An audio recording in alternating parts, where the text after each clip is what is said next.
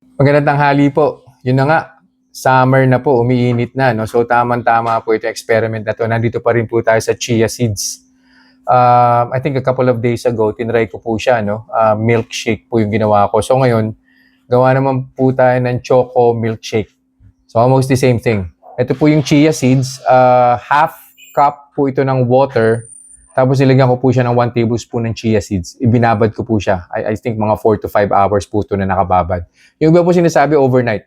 Pero I think yung 4 to 5 hours okay na po siya. Oh. Maganda na po yung consistency niya.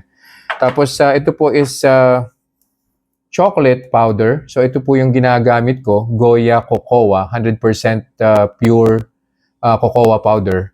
Unsweetened po ito. Tandaan niyo po, unsweetened. So yun po yung kukunin ninyo. Inilagay ko po siya sa 1/4 cup ng hot water tapos dinisolve ko po siya. Ayan, medyo umuusok-usok pa po ng konti. And then ito po, all-purpose cream. 1/4 cup din po itong all-purpose cream na to. Nilagay ko po siya sa microwave for 30 seconds para maging parang evaporated milk po siya. Ayan. So halu-haluin ko lang po yan. Mekos-mekos lang. So dapat sasakto po ng siguro a little over 1 cup to kasi 1/4 cup si all-purpose cream, 1/4 cup si cocoa, and then half cup po si chia seeds. No? So siguro a little over 1 cup. And then of course yung stevia drops po natin. Yan. Just like the other day, mga 4 to 5 drops lang po nito. Matamis po ito eh. 2, 3, 4, yan, 5 drops lang. Ayos na. Namimiss mo si Zagu, di ba? So ito na yung solusyon. Then, syempre, ice. Ang 5 to 6 cubes ng ice.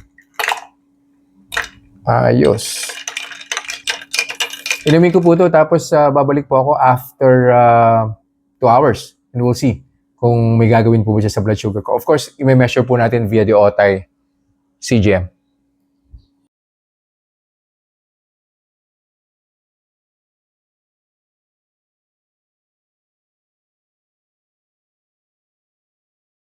Conclusion na po tayo dun sa, hindi ko malaman kung ininom ba or kinain. Pero gumawa po ako ng choco milkshake with chia seeds today. So ininom ko po siya an hour and 30 minutes ago, no? An hour and 35 minutes ago.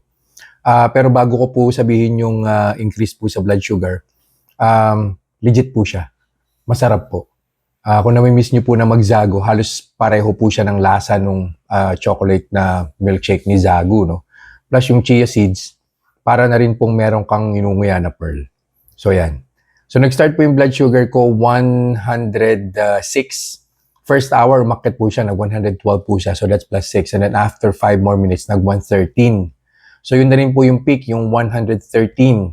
And then after 30 minutes, bumaba na po siya ng 110. And then after 5 more minutes, nag-108 na po siya. So eventually, after 10-15 minutes, marireach na po niya yung 106. And then on the second hour, most likely, bababa na po ng less than 100 yung blood sugar ko. So ang recommendation ko po, no, wala pong problema si chia seeds. I think dun po sa milkshake na review na ginawa ko, chia seeds din po yung ginamit. Yung total carbohydrates po ni chia seeds, na-offset po siya ng fiber na kasama po ni chia seeds. So yun lang po for this review. I'll see you guys in the next vlog. Bye-bye.